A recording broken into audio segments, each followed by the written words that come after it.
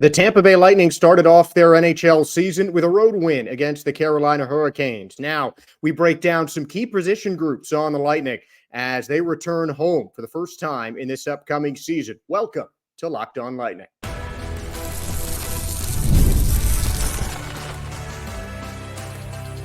You're Locked On Lightning, your daily podcast on the Tampa Bay Lightning, part of the Locked On Podcast Network, your team every day. Welcome in to Locked On Lightning. My name is Josh Sperber, thanking all of you for making Locked On Lightning your first listen every day. We're part of the Locked On Podcast Network, your team every day. And if your team is the Tampa Bay Lightning, then this is the podcast for you. And if you're a Lightning fan, you will certainly be happy about that game one happened just on Friday. Apologize that I couldn't get more shows out to you this week. I was out of power and internet until yesterday morning. So it is good to be back here in front of you talking about the Lightning and just in time for the start of the NHL season. Tampa's home opener is tomorrow on Tuesday when they host the Vancouver Canucks. They get a day off before a Vegas Golden Knight game on Thursday the 17th. And then they have a road trip that begins on Friday the 18th. But right now, we're going to focus on that last game, a 4-1 comeback win from the Tampa Bay Lightning, who allowed the game's opening goal to the Hurricanes and then scored the next four. A hat trick from Nikita Kucherov included two empty netters, both assisted by Jake Guentzel, and a hat trick of assists for new captain Victor Hedman, who has been one of the most productive players on the Lightning in the home opener, fifth most three-point game in Lightning history with 45 now and getting one in his first game as a captain. He has the most multi-assist games in a season opener for NHL defensemen and trails Steven Stamkos by just 1 point on opening day for point scorers when it comes to the Tampa Bay Lightning. So Victor Hedman's tenure as captain already off to a good start. Nikita Kucherov with that hat trick, two empty netters, both assisted by Jake Guentzel. Braden Point scored the tying goal, the first of the season for the Tampa Bay Lightning, and a defender was a part of all four Lightning goals, with Eric Cernak getting an assist as well in the Lightning's 4-1 win. They lost on faceoff, scored three of their four goals in the final period, and outshot the Hurricanes 23-21, despite being outshot 11-4 in the second period when the Lightning ended up scoring their first goal. So some good feedback from this game. John Cooper said that there was a lot of things to be happy about, still kind of getting used to the new system, the new players on the team. But Tampa was really dominating in just about every sense. They did not let up a single power play goal in 4 attempts, recorded a goal on 33% of their power plays, had more hits, more block shots, more takeaways. And the only thing they lost was face-off percentage, and Carolina had more penalty minutes. Now, the face-off percentage is something that we're going to talk about a little later on in this segment, because I think that is something that the Lightning can improve on over the course of the season, with one of their younger centers being Connor Geekie, responsible for taking a good chunk of Tampa's face-offs. And I'm sure that will change in terms of his success. He was just 2 for 8 in face-off attempts in his first game of his NHL career, but still a solid debut for Connor Geekie. And it was that Lightning first line that did most of the work. Jake Guentzel and Nikita Kucherov combining for the team's best +2, with a hat trick from Kuch and the 2 assists from Jake Guentzel. He still had a couple of shots on goal, also a block shot in his first game as a member of the Tampa Bay Lightning. So Guentzel showing that he wants to be all around the ice, trying to get as involved as he can in every single aspect of Tampa's game. Cameron Atkinson, one of the newest members of the Lightning, got the fewest amount of ice time for offensive skaters, as Connor Geekie got some extra run. He got 10 minutes in his first game, and obviously the first liners and the second liners getting much of the run on offense for the Tampa Bay Lightning, with almost 20 minutes of ice time for the entire first and second line of the Tampa Bay Lightning. Defense was relatively evenly split, with about 2/3 of the time going to the first and second line defenders as well. So Tampa really looking like they've got a solid rotation in there. Things might change, as they did not have a listed right winger on their third lines and had Darren Radish used as kind of a seventh defenseman, with the Lightning using 3 lines and a half, with Nick Perbix serving as the line 3 mate of Emil Lilleberg, and Radish logging a little over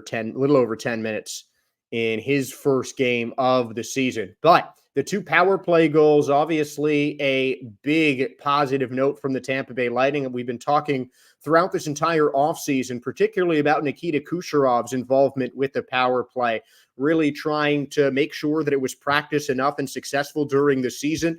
And it was.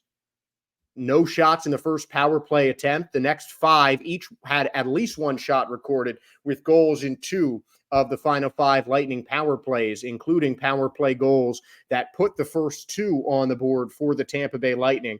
A tying goal from Point and a go-ahead goal from Nikita Kucherov, who would then complete his hat trick in the final 8 minutes of the third period. And obviously, the power play being a strength for the Lightning is something really positive. John Cooper said at the beginning of the season, before the season even started, that the teams that have the most success typically in an NHL season are the teams that have success on the power play. And in their first game of the season, the Lightning put together their best power play since the second game of the preseason, where they went 2 for 4 in power play opportunities as opposed to 2 for 6. So still in this part of 2024, it's their most power play goals in a game.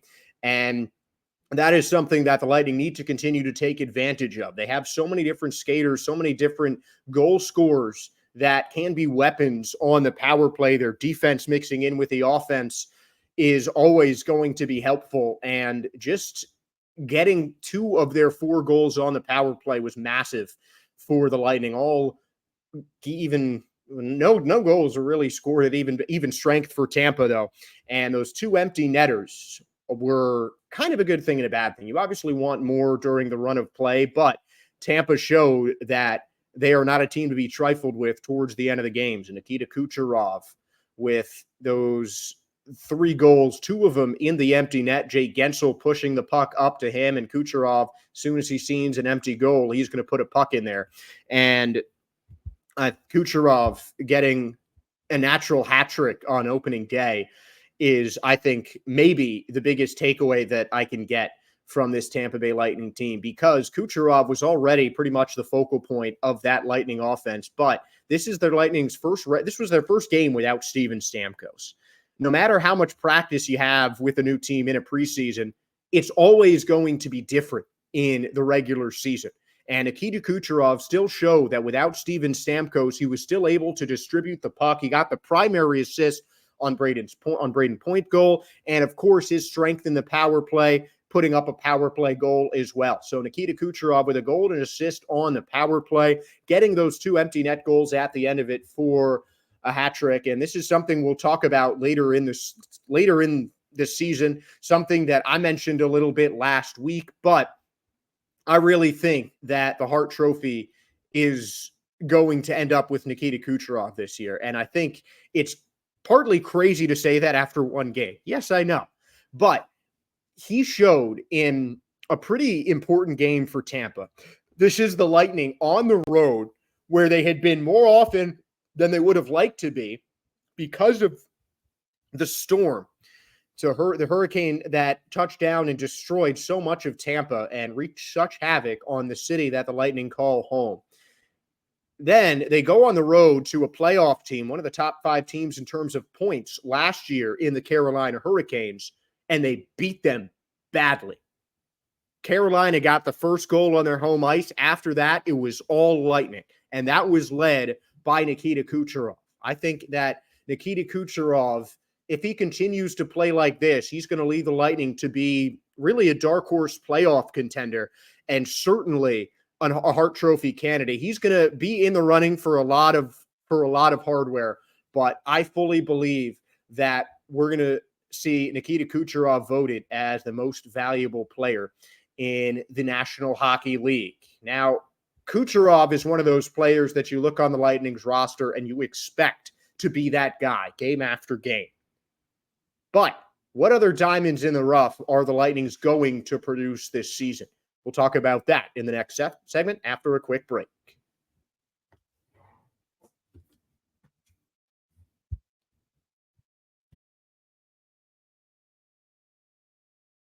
Hims is changing men's healthcare by providing you with access to affordable sexual health treatments from the comfort of your couch. Hims provides access to a range of doctor-trusted ED medications like chewable hard mints and Viagra and Cialis, as well as their generics, for up to 95% cheaper. The process is 100% online, so there's no need for those tough doctor's visits. And answer a series of questions on their site.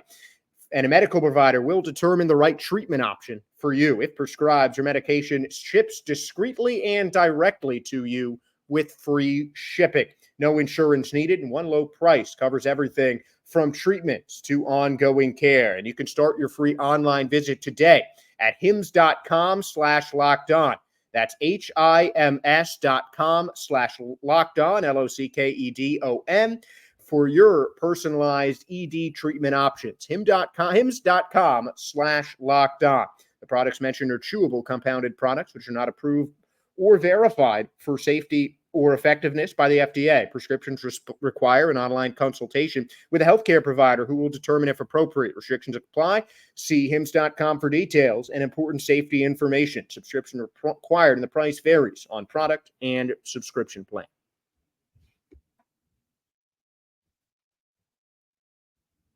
Josh Sperber here back on Locked On Lightning as we take a look at some of the guys we might see break out for Tampa Bay over the course of this season. Obviously, the NHL season has started already, and I think we've already seen some breakout candidates in Game 1 for the Tampa Bay Lightning. And I think Connor Geekie is certainly one to talk about. Obviously, the big rookie name for the Tampa Bay Lightning. But he was actually not one of the guys I had in mind. If we're just looking off of this game, it's Nick Paul who really caught my eye. He was instrumental in some of those goals, particularly with the assist on the second power play goal. But he had the face-off win that won both, that ended up leading to both Tampa Bay Lightning goals. And Paul is coming off of his best season as a member of the Tampa Bay Lightning. He has set his own season high for points scored in a year in each of the last 2 years with a 32-point season, 17 goals and 15 assists in 2022-23. And then in last year's season, a career best 46 points, 24 goals, 22 assists. Both of those were career highs for him as well. Paul, 29, a player in his prime and expected to be the right winger on that second line for the Tampa Bay Lightning, the center right winger on that second line over the course of the season for the Tampa Bay Lightning. Anthony Cirelli, also a guy that you expect to get some center minutes on that second line, but it was Nick Paul who really made an impact. 2 goals in pretty quick succession. The goals were less than 10 minutes apart from each other at the start of the second period. And those 2 face-off wins leading to goals is something key for Tampa, because in the preseason, the Lightning had an even record, but the games that they won, the games that they played the best in, were games that they won the face-offs. And getting those face-offs that can directly lead to goals can be a big confidence boost for the team, especially when it's coming in on a second-line guy coming in on the power play.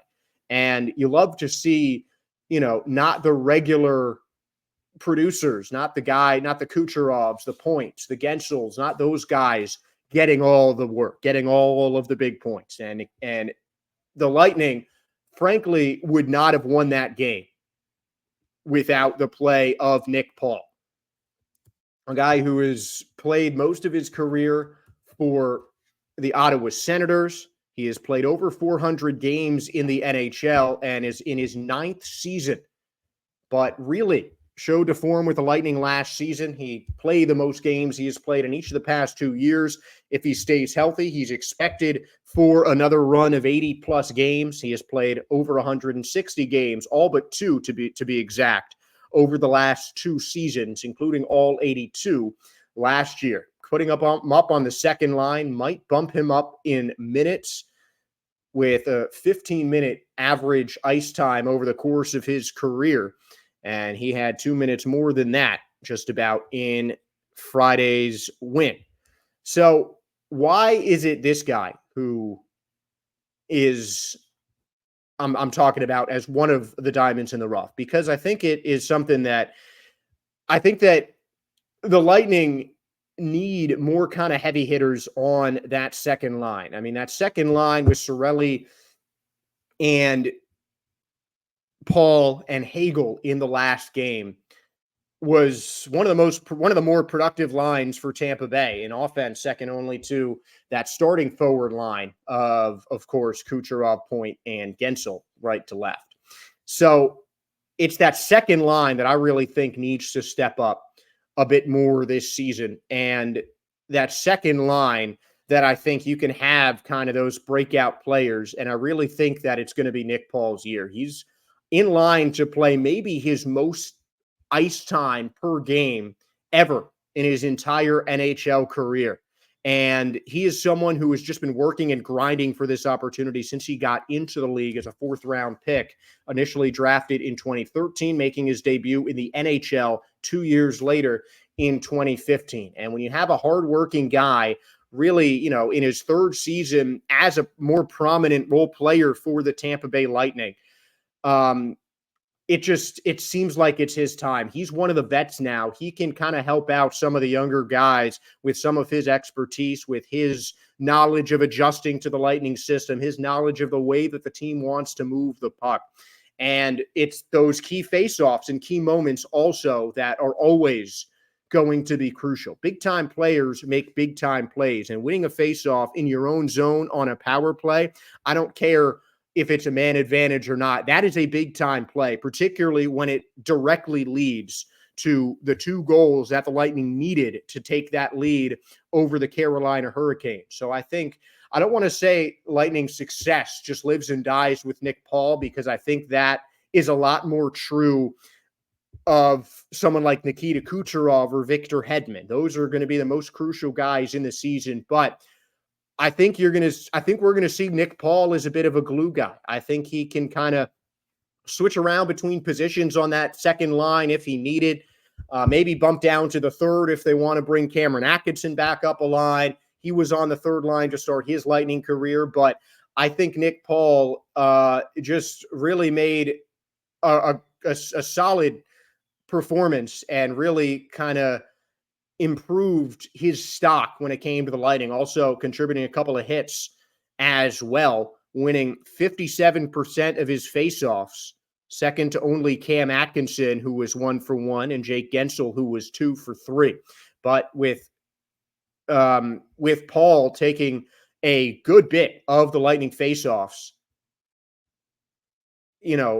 having that kind of success when it came to the Lightning is, when it comes to faceoffs, is, I think, just excellent. 8 for 14. No one took more faceoffs except for Braden Point. And Point also won 8 of his 16 faceoffs, with Nick Paul winning 8 of his 14. So Paul has shown the ability to distribute the puck. His goal scoring and assisting has radically improved since he came to the Lightning back in 2021. And now he's in a more prominent role. He is on a line that is going to that's going to give him more playing time than he has had. And if he can stay healthy like he has the last 2 seasons, having a guy like that who is just solid on faceoffs and can, muscle up and get the wins in key moments, like during those power plays, that is going to be crucial to have on the second line, because the Lightning already has some killers on that first line. I don't think that is a line that you're going to need to be worried about. I'm not saying line number 2 is, but I think the play from Nick Paul this season, if he can build off this really solid game number one for him, if he can build off of that momentum, if he can continue to win faceoffs in clutch moments, continue to just be in the game in every game like he has in all but two over the last couple seasons, if he can keep up what he's been doing in this game one, he is going to be a true key to the Tampa Bay Lightning, and I think really help them as they make their playoff push. Now, Nick Paul is one of the centers on the Tampa Bay Lightning. We're going to talk about why that is the most important position group on the Tampa Bay Lightning's offense specifically.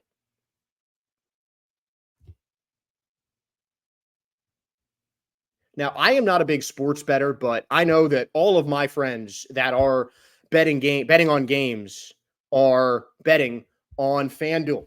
And you can start the season with a big return on FanDuel, America's #1 sports book. So when you get a hunch in the middle of the game, you can check out the latest stats, view live play-by-play, and so much more on the same page where you place your bets. You'll get started with $200 in bonus bets guaranteed when you place your first $5 bet.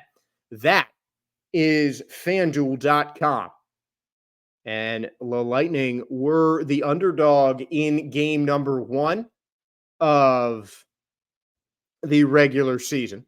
And tomorrow we'll have updated odds for game number two when we get ready for the Lightning's home opener. But FanDuel is the place to go if you want to bet on Lightning games this season.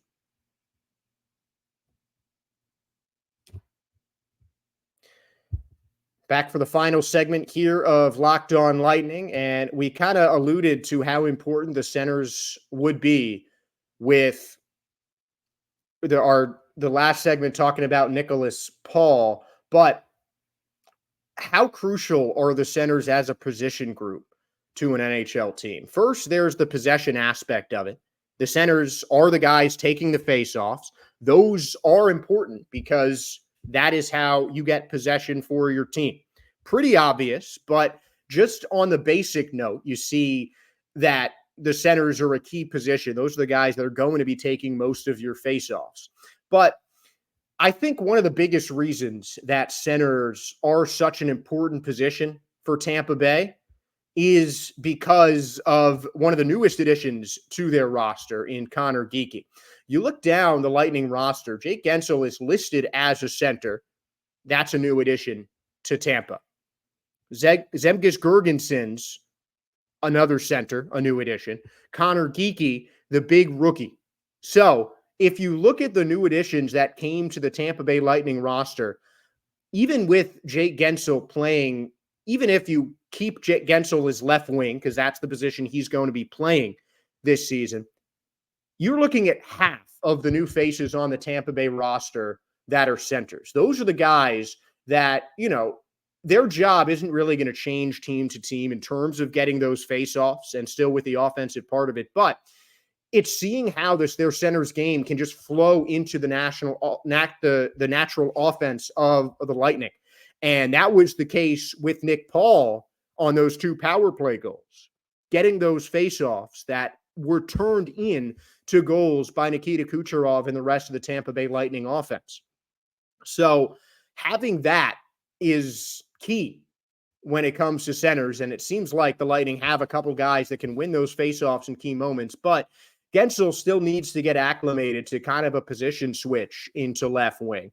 And then Connor Geekie and Zemgus Girgensons are still getting used to this Lightning team. And that is a veteran and a rookie aged 10 years apart. And getting Connor Geekie acclimated to this Tampa Bay Lightning team is one of the reasons, and maybe the most important reason, that the Lightning are the centers on the Lightning are so crucial to their offense, because Connor Geekie is the biggest name prospect, maybe the most highly touted prospect that the Tampa Bay Lightning have had in a very long time.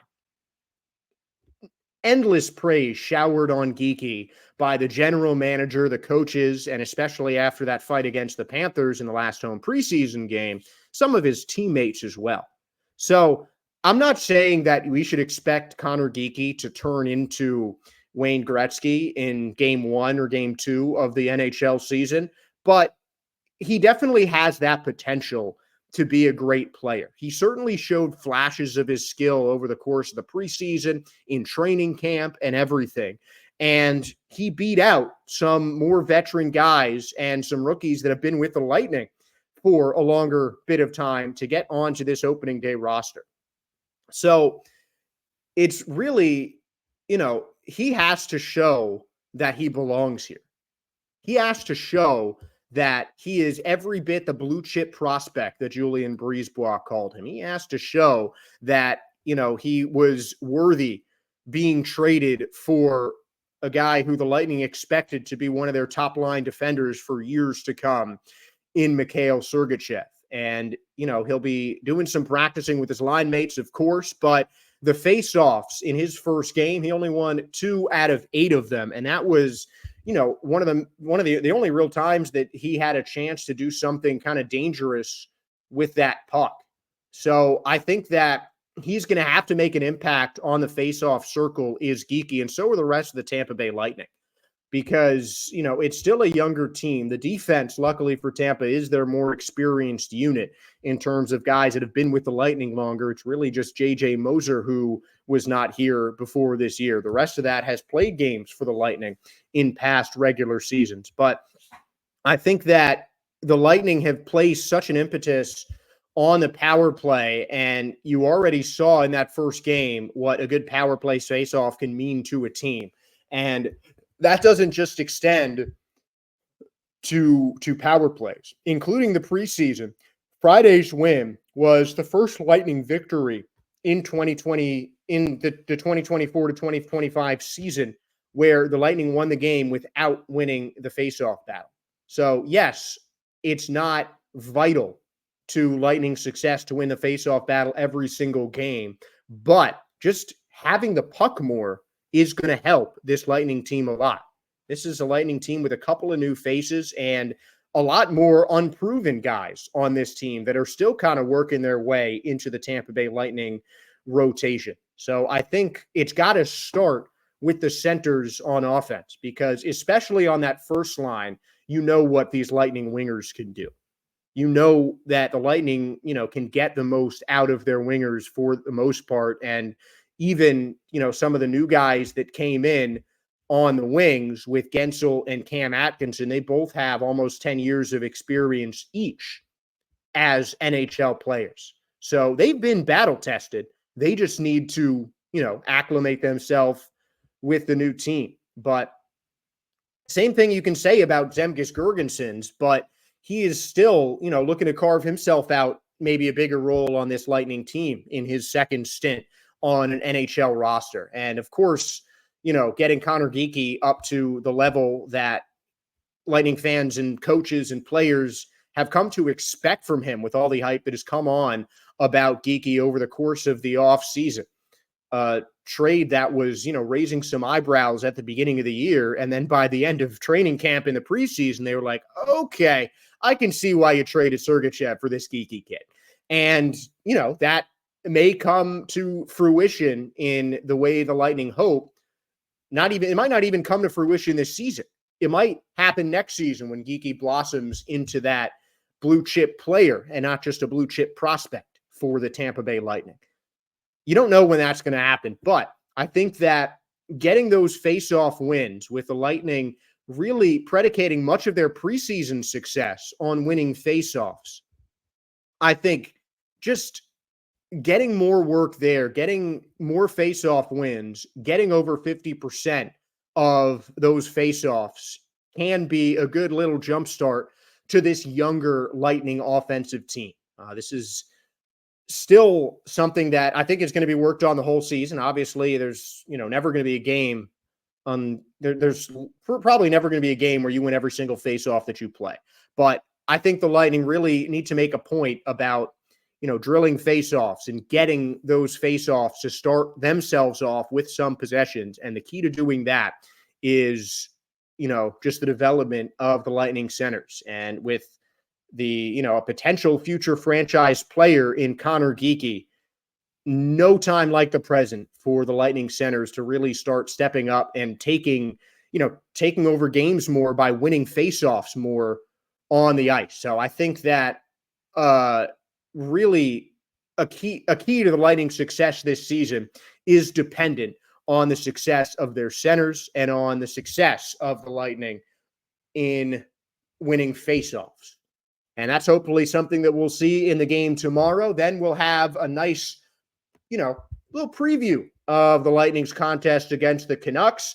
I'll have some content for you guys in the Locked On Lightning social media channels. Make sure to follow us on Instagram and X, and also like and subscribe here wherever you're listening or watching your podcast if you're watching on YouTube. But whichever way you're watching, thank you for making Locked On Lightning your first listen here today.